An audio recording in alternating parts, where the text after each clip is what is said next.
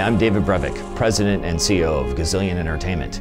In the past, I've worked on games such as Diablo and Diablo 2, but today I'm excited to show you a sneak peek at the early gameplay experience in Marvel Heroes, our massive multiplayer online action RPG. It has been designed from the ground up to be a free-to-play game. We believe it is one of the highest quality free-to-play games out there.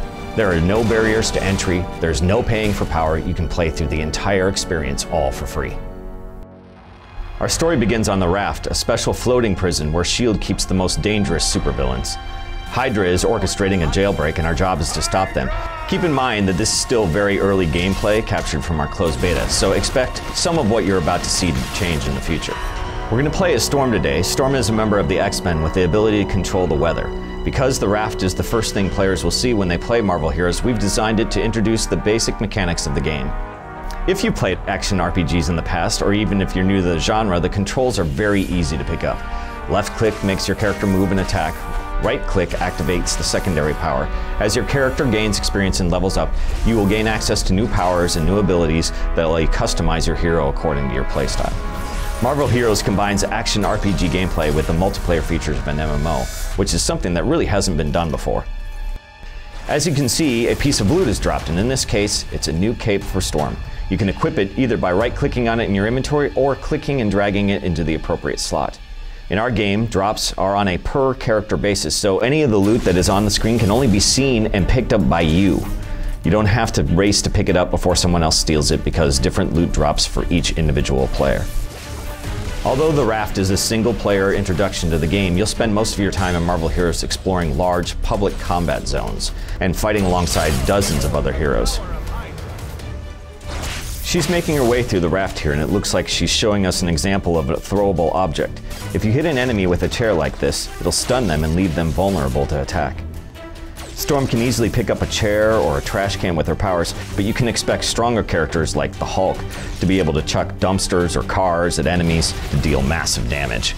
Part of making your character feel like a superhero is making you feel powerful, so every zone has a ton of destructible objects.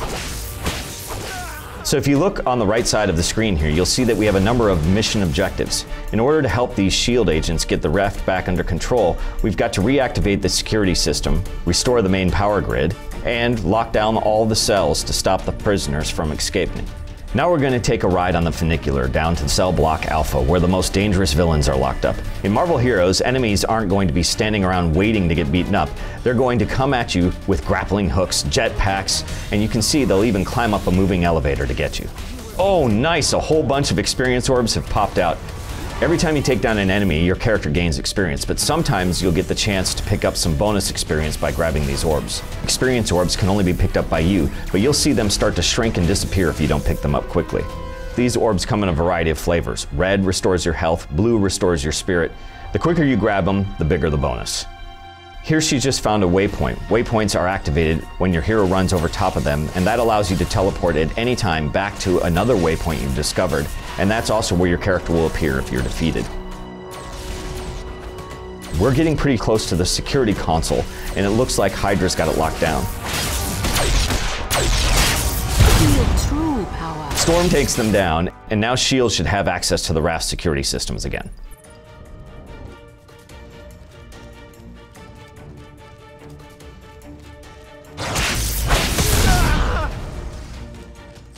Look out for Hydra power brawlers. Ouch! If you get too close, they'll pound the ground. It'll leave you stunned for a few seconds.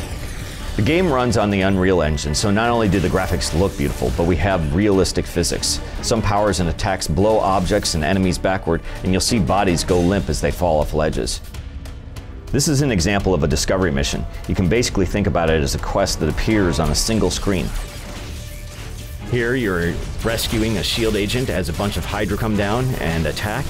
And once you've cleared that out, you get a little bonus experience, and the discovery is complete. Two more to take my place. We're coming up on our next objective, so after Storm takes out these Hydra invaders, she'll be able to restore the power to the Raft. Which she will do here by flipping the switch.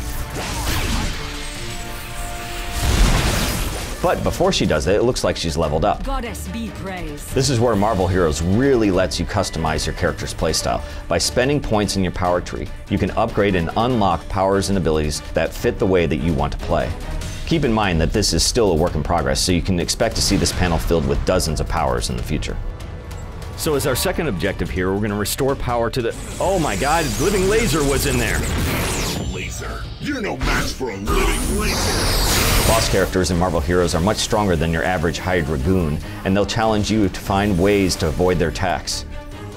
Living Laser can teleport across the screen, channel an energy beam, and fire energy projectiles. Storm's doing a pretty good job of dodging these lasers, but it looks like she's taking some damage.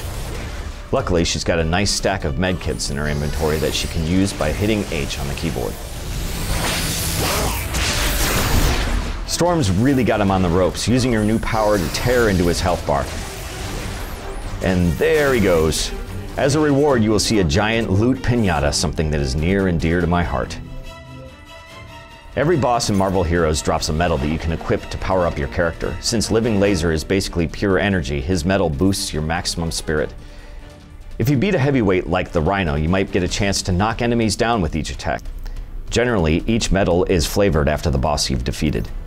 Another great feature of Marvel Heroes is the ability to bring up your roster and switch to any hero you've unlocked. Here we've switched to Deadpool, one of my personal favorites. Hello, my name is Inigo Montoya. You killed my father. Prepare to die. As you can see here, we have a few ready-made costumes to choose from.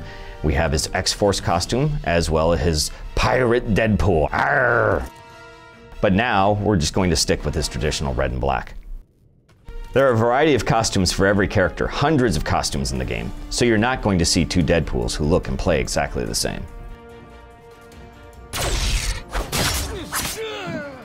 As you can see, Deadpool plays very differently from Storm. Every character in Marvel Heroes plays differently. Some are brawlers like Thing and Wolverine, others are better at range, some fly. One of us broke something. These are all different ways you can play the game, so RPG fans can really think of each hero as its own character class. Deadpool's a really versatile character.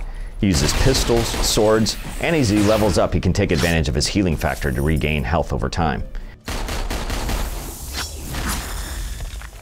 Deadpool's doing a good job of defeating some of the enemies. He's also using an ability called Stop, Drop, and Roll, which lets him move through enemies and underneath missiles. Great, Deadpool's just locked down the cell block so that we don't have to worry about any more prisoners escaping or Hydra reinforcements showing up. Now we've got to finish sweeping the area.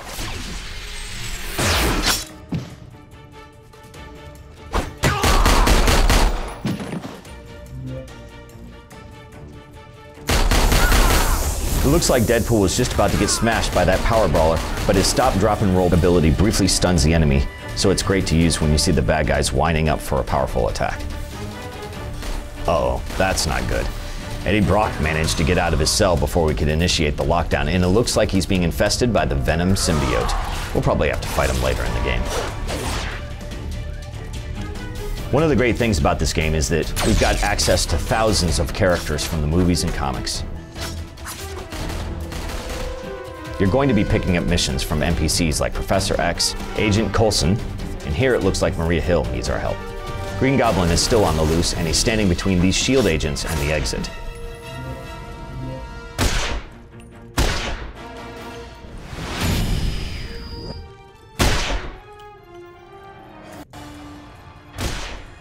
So here's our first major boss fight. Green Goblin packs a punch, and it's going to take everything we've got to bring him down. It's time to play. He's got a bunch of different moves that you have to be on the lookout for. If you're taking him on from range, he'll toss poison pumpkins at you. And as you know, the first rule of video games is never stand in the poison. He's also got a bombing run attack. So Deadpool is going to have to avoid not only the poison clouds, but also the dive bombing supervillain.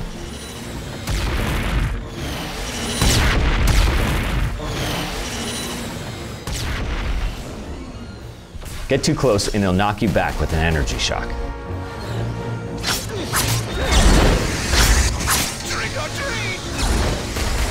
Deadpool's starting to run low on health, but with his natural healing factor and help from a med kit, he should be able to stay on his feet.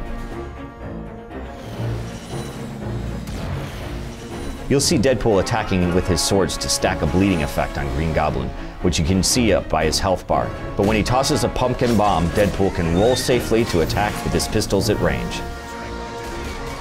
Deadpool's got him on the ropes, nicely done, and that does it for Green Goblin, and the raft is now secure. We hope you've enjoyed this early glimpse at Marvel Heroes. For more information and to sign up for the beta, please go to marvelheroes.com. I hope to see all of you in the game when we launch in 2013. Thanks so much for watching.